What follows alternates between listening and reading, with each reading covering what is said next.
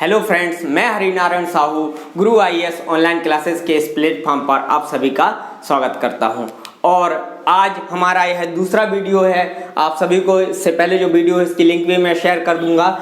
20 लाख करोड़ का जो विशेष आर्थिक पैकेज हमारी गवर्नमेंट ने जनता के लिए, देश के लिए दिया है, उससे का जो द्वितीय डेज का जो ब्रीफिंग थी जो कि माननीय वित्त मंत्री जी ने की, उसको आज हम आसान और सरल भाषा में समझने के लिए यह वीडियो आपके सामने लेकर आया हूं। तो 20 लाख करोड़ रुपए कितनी रकम है, ये मैं कल के वीडियो में भी बता चुका था। इतनी बड़ी रकम है कि अगर भारत देश की प्रत्येक व्यक्ति को दिया जाए तो लगभग 15,000 रुपए मिलेगा, और अगर 20 लाख लोगों में बांटा जाए तो 1-1 करोड़ रुपए उन्हें मिल जाएगा।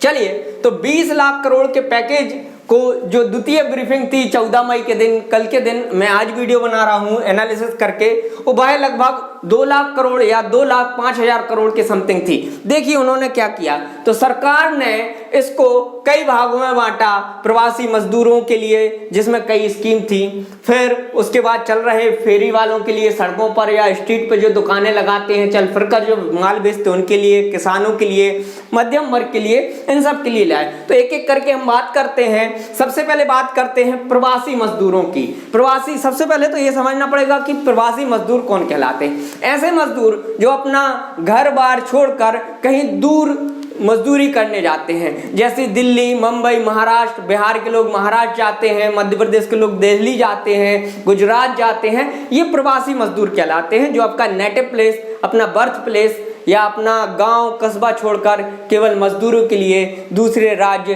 दूसरे शहर जाते हैं, उन्हें प्रवासी मजदूर कहा जाता है।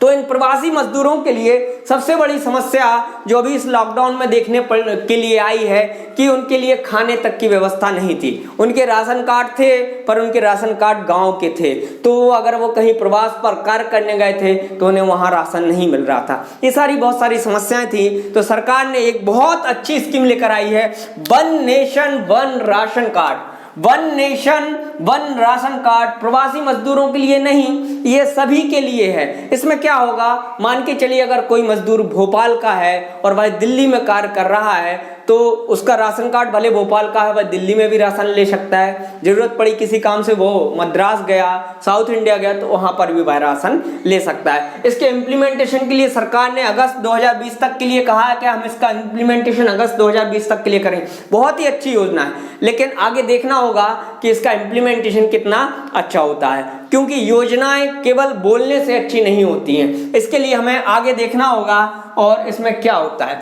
फिर बात करेंगे इन मजदूरों के लिए।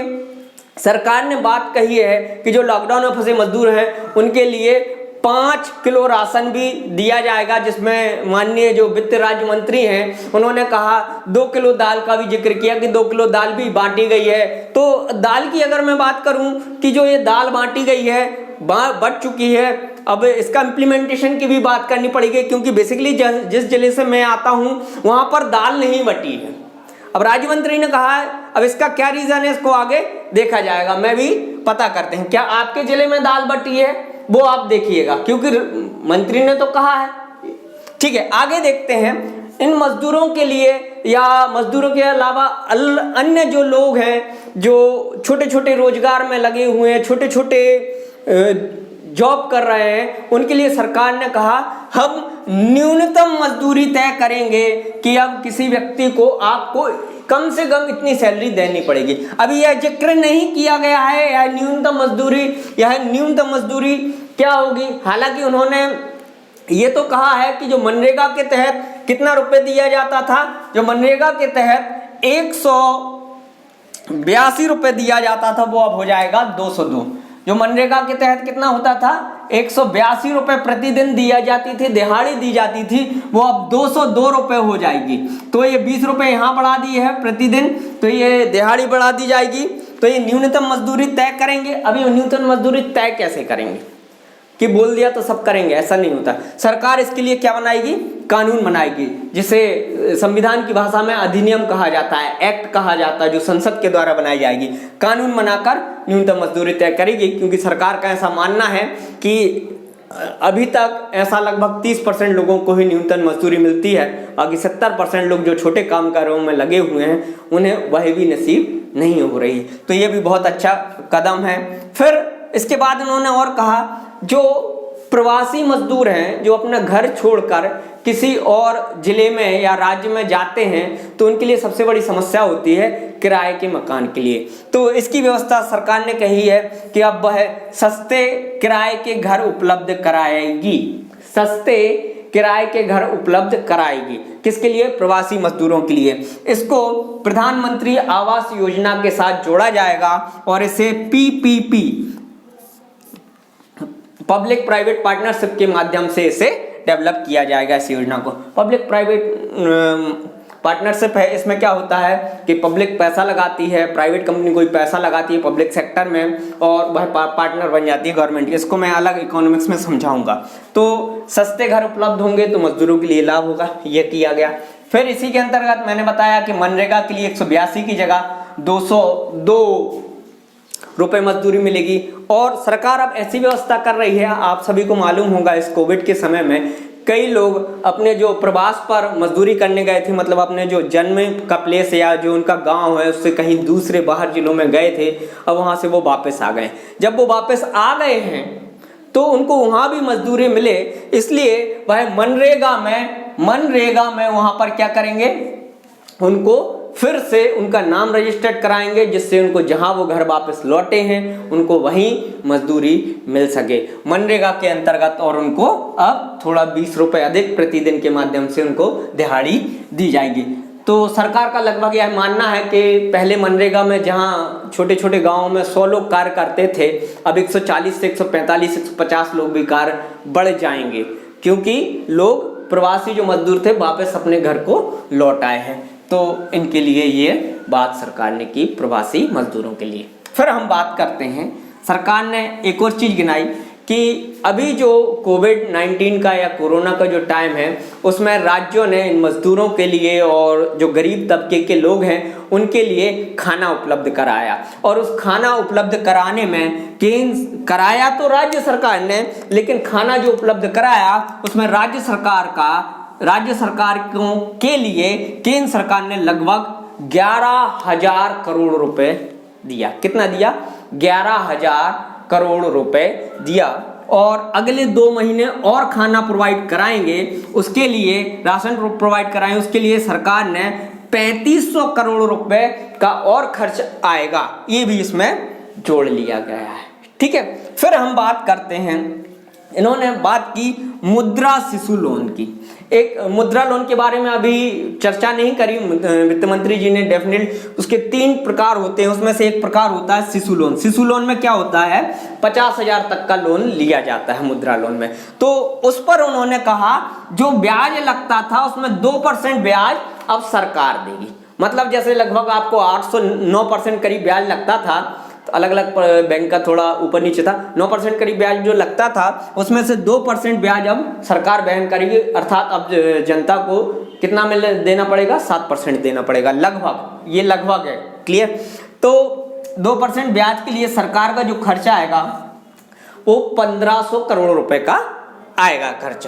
तो ये हो गया। फिर हम बात करते हैं, इसके बाद सरकार ने जो नेक्स्ट स्टेप था, अगले लोगों की बात की, वो बात करी फेरी वालों की, जो सड़कों पर घूमकर अपना सामान बेचते हैं, हाथ ठेले लगाते हैं, चाट फुल्की, जिन्हें स्ट्रीट वेंडर्स भी कहा जाता है, फेरी वाले है ना, रेवड़ी पटरी वाले ऐसा कहा जाता है। उनके लिए सरकार ने क्या किया, उनके लिए सरकार ने कहा कि बगैर गारंटी के उनको प्रति व्यक्ति 10,000 रुपये का, या जो लगा था उसे 10,000 रुपये का लोन दिया जाएगा। कितना दिया जाएगा?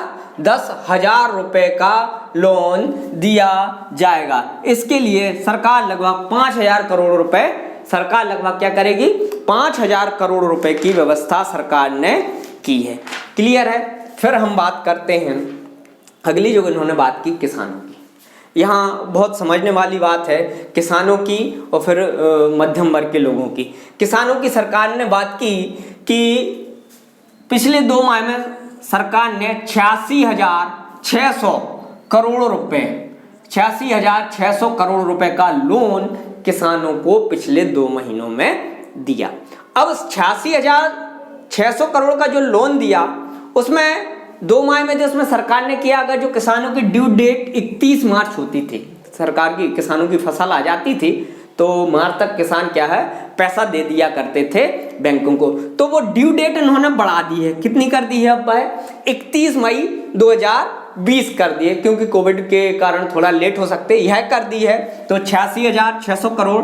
और इसके अलावा इन्होंने कहा कि हम इसके अलावा 30,000 करोड़ का लोन और किसानों को देंगे। भाई लोन किसके माध्यम से देंगे?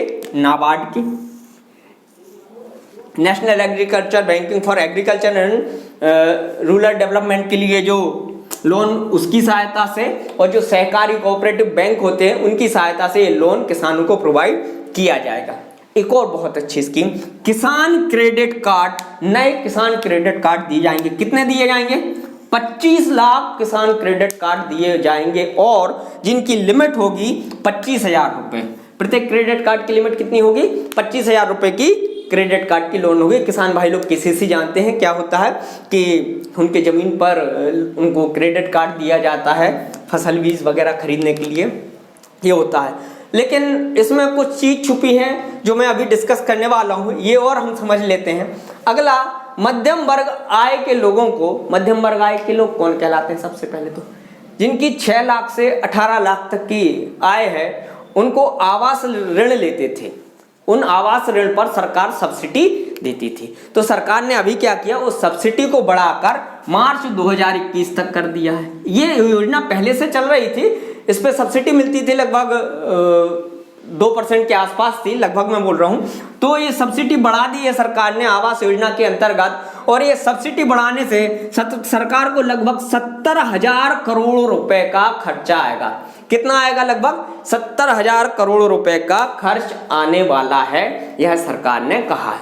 ये द्वितीय दिन की ब्रीफिंग थी, आज तीसरे दिन की ब्रीफिंग भी आने वाली है, उसके बाद आपको आज रात का वीडियो भी मिल जाएगा। लेकिन अब जो समझने वाली बात है वो हम इस पर डिस्कस करते हैं कि सरकार को क्या इस पैकेज में ये पैसा जोड़ना चाहिए था या नहीं। सुनिए, अब सरकार ने कहा कि ये पैसा गनाया 86,600 करोड़ रुपए, ये सरकार ने पिछले 2 महीनों में किसानों को क्या दिया है? लोन दिया। किसानों को क्या दिया? लोन दिया। तो ये कोविड से जुड़े जो आर्थिक पैकेज उसमें जोड़ दिया। क्या सरकार कोविड नहीं होता तो क्या किसानों को लोन नहीं देती क्या? आप खुद सोचिए, ये तो देना ही देना था। हाँ, ये जो ड्यू डेट है ये बढ़ाई है कोविड में, ये क्लियर है, लेकिन इससे इतना लोन दिया और सरकार ने, हाँ ये ड्यू डेट है, इसका जो ब्याज होता वो जोड़ती तो बात अलग है, लेकिन ये इसको जोड़ना, अगर इसको जोड़ रही है तो सही नहीं है। फिर हम बात करते हैं 30,000 करोड़ अलग लोन देगी, ये चीज सही है। किसान क्रेडिट कार्ड बहुत अच्छी स्कीम है। और एक चीज और देखा कि ये जो योजना चल रही थी सब्सिडी पर 70,000 करोड़ रुपए की, ये तो चलनी थी। प्रधानमंत्री आवास योजना 2022 तक सबका घर होना था, तो शायद सब जब तक चलनी थी, लेकिन ये 2021 तक बढ़ाने की जो बात कर रहे हैं या जैसा भी है, इस पर अभी डाउटफुल है कि ये योजना तो मिल ही रही थी सबको सब्सिडी, वो तो मिलनी ही थी, क्योंकि जिन्होंने लोन लिए उनको उतने वर्ष तक तो सब्सिडी मिलनी ही थी। जब वो सब्सिडी उनको उतनी मिलनी थी और फिर आपने 2021 तक और बढ़ा दिया, इस पैसे को ऐड कर लिया, ये भी सही नहीं है। ठीक है, ये 2 पॉइंट हो गए।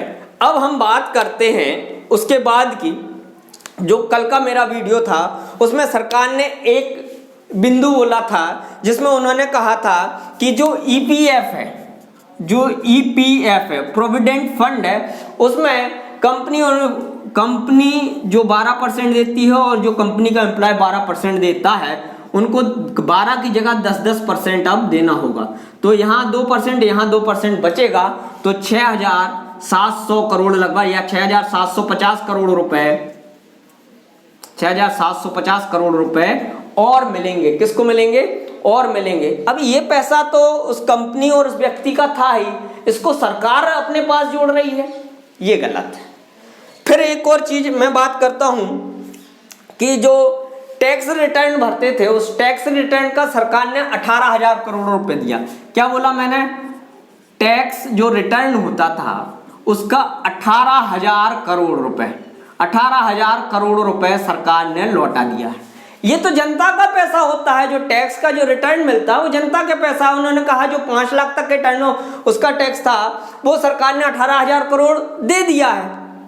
तो ये तो जनता का पैसा था। क्या ये पैसा सरकार को 20 लाख करोड़ के आर्थिक पैकेज में गिनाना चाहिए था या नहीं? ये तो सरकार का पैसा है। ईपीएफ का पैसा किसका है? ये तो जनता का पैसा है। ये आर्थिक पैकेज में क्यों गिना जा रहा? ये जो स्कीम चल रही थी ये तो पहले से चल रही थी। हालांकि प्रधानमंत्री माननीय मोदी जी ने कही है कि हम इसके पहले जो चला रहे थे वो भी इसमें शामिल होंगे, उन्होंने साफ कहा है। ये केवल डिस्कस है। फिर ये वाला हिस्सा जो 86,600 करोड़ ये किसानों को लोन तो देते ही थे। फिर आज का जो ब्रीफिंग रहेगी उसको भी रात तक आपको वीडियो इसका भी मिल जाएगा।